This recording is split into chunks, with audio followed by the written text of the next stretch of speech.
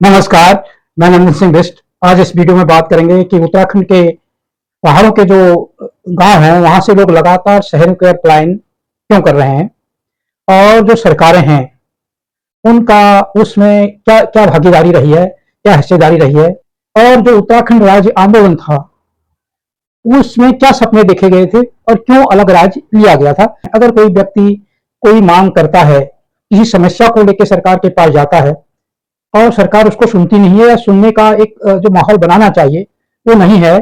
जिस तरीके से आंदोलनों का दमन होता है, व्यक्ति कोई भी परेशान व्यक्ति केवल उसी मंदिर में जाता है, केवल उसी भगवान की प्रार्थना करता है जहां से उसको उम्मीद होती है। अगर वहां के भी दरवाजे बंद हो जाए तो फिर मुश्किलें बढ़ती हैं और उसी स्थिति में उत्तराखंड आज नजर आती गूंज। उत्तराखंड के पहाड़ों पर एक आसन संकट आ गया है। उत्तराखंड के पहाड़ी जो गांव से शहरों में की ओर निरंतर पलायन राज्य की सामाजिक आर्थिक ताने बाने और पर्यावरणीय स्थिरता और राजनीतिक सुरक्षा के लिए एक गंभीर और बहुआयामी चुनौती बन गया है। जो इसके मूल कारणों, दूरगामी प्रभावों और स्थायी समाधानों की आवश्यकता मैं इस वीडियो में प्रकाश डालूंगा। राज्य की जो इसमें जो समग्र जनसंख्या की वृद्धि दर है, वो अगर 2001 और 2011 के दौरान देश की जो जनसंख्या वृद्धि हुई, उससे ज्यादा उत्तराखंड की जनसंख्या में वृद्धि पाई गई। परंतु उसके बावजूद भी जब उत्तराखंड के गांव फुटा नजर आते हैं तो एक अजीब सा पिक्चर बनती है, एक अजीब सी बात समझ में आती है। ऐसा क्या है कि जब जनसंख्या अगर दर देखा जाए तो सरकारी आंकड़े बताते हैं कि उत्तराखंड में जनसंख्या का जो दर है वो तेजी से बढ़ी है और दूसरी ओर उत्तराखंड के गांव खाली हो रहे हैं। तो ऐसा क्यों है? का एक बड़ा हिस्सा है वो तेजी से खाली हो रहा है। जो वहां का भूभाग है, जो वहां के जंगलों को संरक्षित करते हैं, जो वहां के जल को संरक्षित कर रहे थे, जो वहां की जमीन को संरक्षण दे रहे थे, वो हिस्सा लगातार खाली हो रहा है।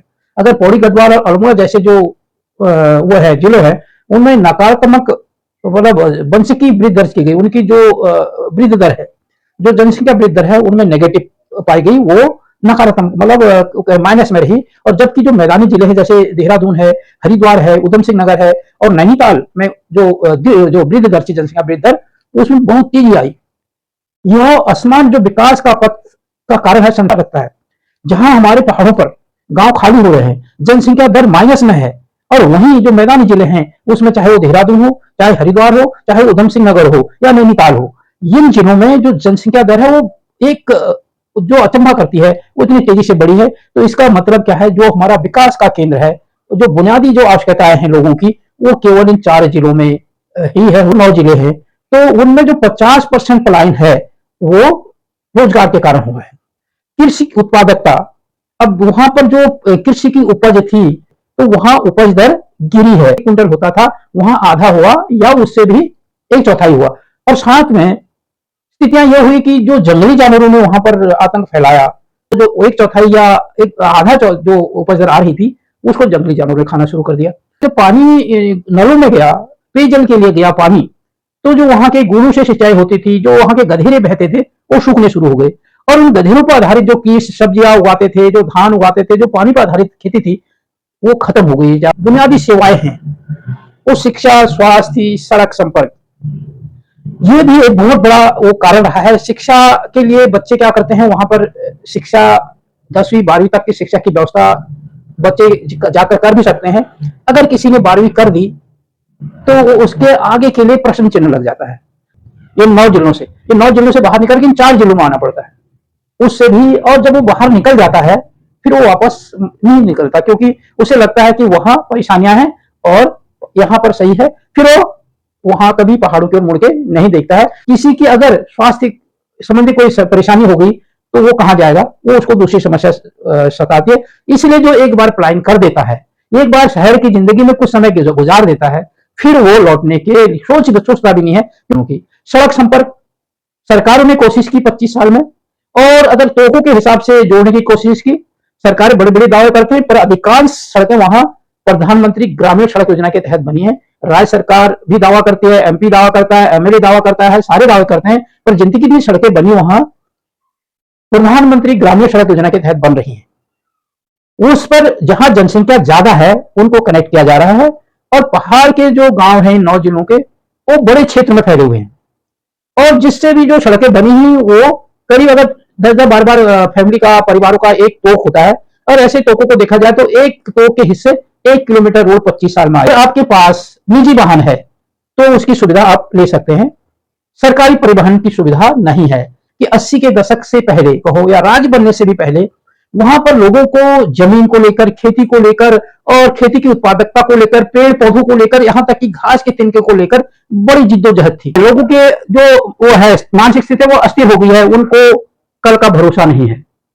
राज्य आंदोलन तक लोगों को लगता था राज्य बनेगा तो जो रोजगार की समस्या है, जो उत्पादकता है, कृषि उत्पादकता है, चाहे वो पशुपालन हो, चाहे वो छोटे मोटे जो हमारे कुटीर धंधे थे, जो हमारे वहां पर शिल्पकार के जो हमारे कह सकते हैं पारंपरिक उद्योग थे, और जो जंगली जानवरों की समस्या थी, या शिक्षा, स्वास्थ्य, सड़क से जुड़ी हुई समस्याएं थी, इससे लोगों को उम्मीद थी कि राज्य बनेगा तो निदान निश्चित होगा कि नए रास्ते खुलेंगे इनको कंट्रोल करने के लिए, इनको बेहतर करने के लिए।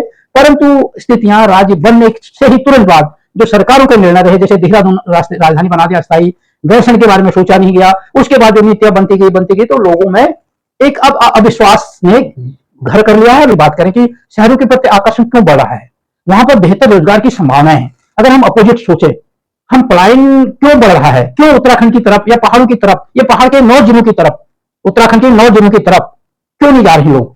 तो अगर हमारी सरकारें सोचें, इन 4 जिलों देहरादून, हरिद्वार, नैनीताल और उधम सिंह नगर और इन 9 जिलों की तुलना करें, अगर इन 4 जिलों में ऐसा क्या कर दिया कि लोगों का आकर्षण यहां बढ़ा, जनसंख्या यहां बढ़ी, और 9 जिलों में ऐसा क्या नहीं हुआ कि वहां पर लोग, वहां से जनसंख्या की दर घटी और लोगों का पलायन हुआ। तो इस शहरों का जो आकर्षण है, बेहतर रोजगार की संभावना है इन 4 जिलों में बढ़ी, और या फिर दूसरे शहरों में बढ़ी जो लोग बाहर जा रहे हैं, और 9 जिलों में वो संभावनाएं कहीं से है ही नहीं। तो पहली चीज तो हमको रोजगार की संभावनाएं बढ़ानी पड़ेंगी। दूसरी चीज है बेहतर शिक्षा। हरिद्वार हो, देहरादून हो, उधम सिंह नगर हो, चाहे हो नैनीताल हो, यहां पर शिक्षा की व्यवस्था बेहतर है। परंतु जो उत्तराखंड के बाकी 9 जिले हैं, वहां पर शिक्षा 10वीं 12वीं तक हो सकती है, जैसे कैसे भी हो, उसका स्तर भी इतना अच्छा नहीं है। इससे जुड़ी समस्या अगर वही बात करें तो वहां पर इन 9 जिलों में स्वास्थ्य सेवा इतनी बुरी है कि हर रोज एक खबर आती है कि अच्छी जो उसको इलाज नहीं मिलने के कारण, हॉस्पिटलों में इलाज की सुविधा नहीं होने के कारण रास्ते में मौत हो गई या अस्पताल में मौत हो गई, और आकस्मिक मौत इनसे कहा जा सकता है। जबकि बाकी 4 जिलों में तो बेहतर है स्वास्थ्य सुविधा।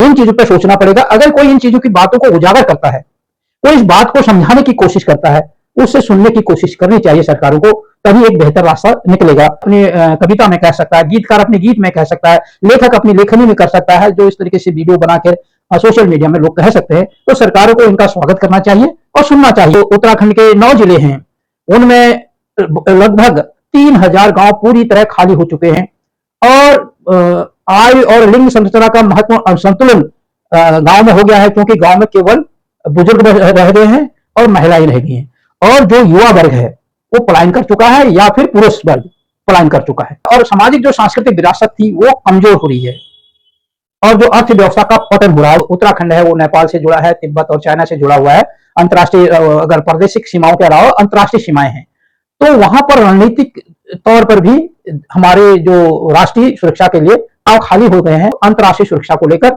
ये जब हम उन 9 जिलों को की जो उपेक्षा हुई है, जो पलायन बढ़ा है, उसका असर राष्ट्रीय सुरक्षा से भी कमजोर है।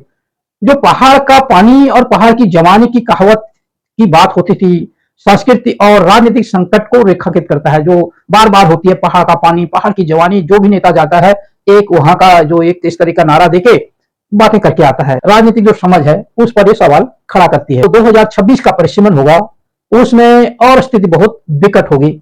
और तो जो उत्तराखंड के जो ये 9 जिले हैं, इनकी आवाज कमजोर हो जाएगी, और कमजोर होगी तो फिर जो विकास ज्यादा विधानसभाओं में नहीं हो पाया, वो कम विधानसभाओं में कैसा होगा कि आगे की जो संभावनाएं हैं, जब ज्यादा विधानसभा होते हुए भी कुछ नहीं हो पाया, जब विधानसभाएं कम हो जाएंगी तब कुछ हो पाएगा।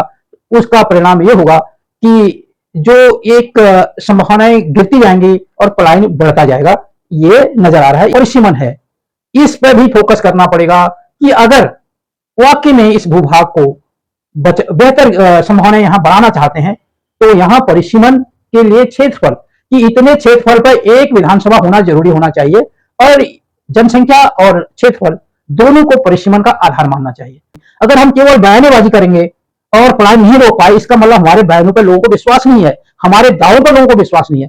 हमारे दावे, हमारी बातें इतनी ताकत उन पर होनी चाहिए, इतना विश्वास उन पर लोगों को होना चाहिए। अगर हम कह रहे हैं तो लोगों को लगना चाहिए कि वाकई ये होगा, और उस भरोसे लोग वहां पर रुकें। कोशिश ये होनी चाहिए कि हम ग्रामीण जो अर्थव्यवस्था है उसको पुनर्जीवित करें, वहां की खेती को पुनर्जीवित करें, वहां की बागवानी को पुनर्जीवित करें, वहां के पशुपालन को पुनर्जीवित करें, वहां के पारंपरिक उद्योगों को पुनर्जीवित करें। जब हम ये कर पाएंगे तब वहां विश्वास जगेगा, क्योंकि जब तक आदमी खुद के विकास होते हुए नहीं देखेगा, अपने खेतों को लहलाते नहीं देखेगा, अपने पशुओं से अपनी आमदनी बढ़ते हुए नहीं देखेगा, तब तक उसका विकास, उसको भविष्य की जो सुरक्षित भविष्य नजर नहीं आएगा। हम चाहे कितना बड़ा पूंजीपति वहां ले जाएं, जब भी हम बाहरी इन्वेस्टर की वहां बात करेंगे, लोगों में अविश्वास उतने ज्यादा तेजी से बढ़ेगा। टेहरी बांध उसका अगंत उदाहरण है, और वो लोगों को दिखाई दे रहा है। तो छोटी कोशिश होनी चाहिए, विश्वास वाली कोशिश होनी चाहिए।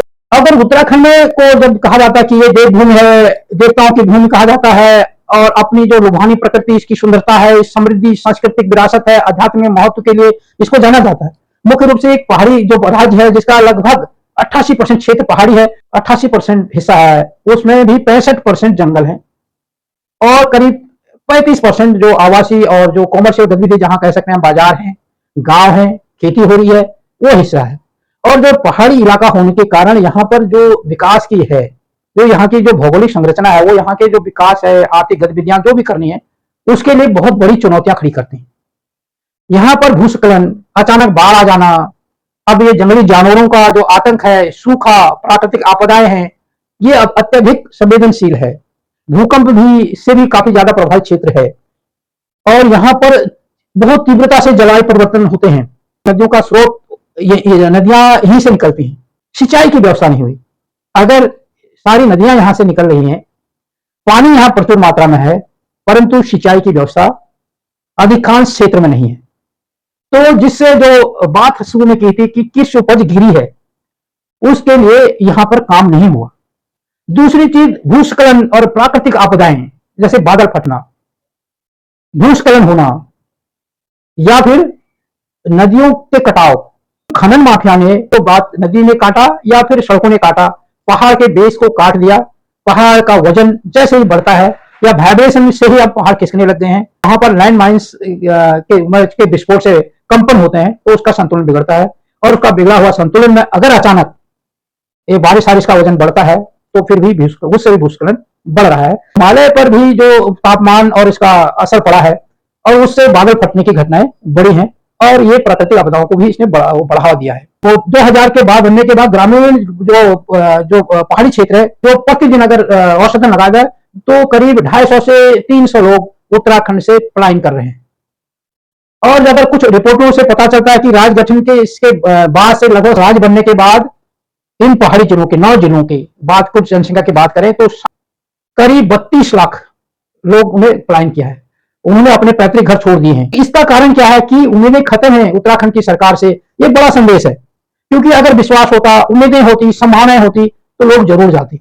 जहां संभावनाएं होती हैं वहां पर एक लोग स्वाभाविक रूप से जाते हैं, दूसरे राज्यों में भी जाते हैं, जा रहे हैं पलायन करके, क्योंकि वहां संभावनाएं हैं। जब उनको लगेगा मेरे ही राज्य में संभावनाएं हैं, मेरे जहां घर है, जहां खेती है, जहां मेरी पैतृक जमीन है, मेरे गांव है, अगर वहां संभावनाएं उसको नजर आएंगी, वो लौट के जरूर आएगा। परंतु सरकारों की तरफ से ऐसी कोई पिक्चर नजर नहीं आ रही है जिससे उसे लगे कि वहां संभावनाएं हैं। तो जो तराई के हमारे जिले हैं, 4 जिले, वहां पर जनसंख्या जो वृद्धि है वो क्या दिखाती है कि वहां संभावनाएं हैं।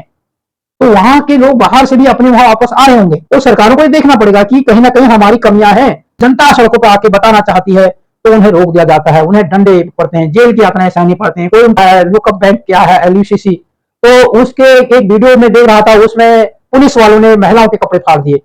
तो इस तरीके का वो अपनी समझ किसके पास जा रहे हैं? अपने मुख्यमंत्री के पास। मैंने वीडियो शुरू होने से भी पहले कहा था, किसी भी व्यक्ति के पास, चाहे वो इंसान हो चाहे वो भगवान हो, किसी के द्वार पर उम्मीद लेके जाता है कोई भी व्यक्ति। जिससे उम्मीद नहीं होती वहां कोई नहीं जाता। ये इसके कारण है, सरकारों की नीतियां अविश्वास नहीं जगा पाई, विश्वास। अंत में ये कहना चाहूंगा, बहुत बड़ा सपने दिखाने के बजाय हमें उत्तराखंड के अंदर ही उन चीजों पर फोकस करना पड़ेगा कि उत्तराखंड के जो 4 जिले हैं, हरिद्वार, देहरादून, नैनीताल और उधम सिंह नगर, यहां की स्थिति बेहतर होने के कारण क्या है? बाकी 9 जिले हैं, वहां की स्थितियां खराब होने के कारण क्या है? क्या ऐसी संभावनाएं हैं इन 4 जिलों में जहां पर दूसरे राज्यों से भी लोग आ रहे हैं और उत्तराखंड के पहाड़ी जिलों के भी लोग आ रहे हैं और वहां पर जनसंख्या बढ़ रही है, वहां पर जो सामाजिक असंतुलन बढ़ रहा है। ऐसे क्या कारण वहां किए कि लोग खींचे जा रहे हैं, और ऐसे क्या कारण है जो पहाड़ों से लोग बाहर चले जा रहे हैं? ये केवल ये तुलना हमको इनसे करनी पड़ी, शायद कोई रास्ता निकल आएगा और एक बेहतर विश्वासपूर्ण उत्तराखंड के जो 9 जिले हैं, यहाँ का जो रचना है वो हो पाएगी। लोग यहाँ पर जिंदगी कर सकती है, हमारी जो आजीविका है वो चल सकती है।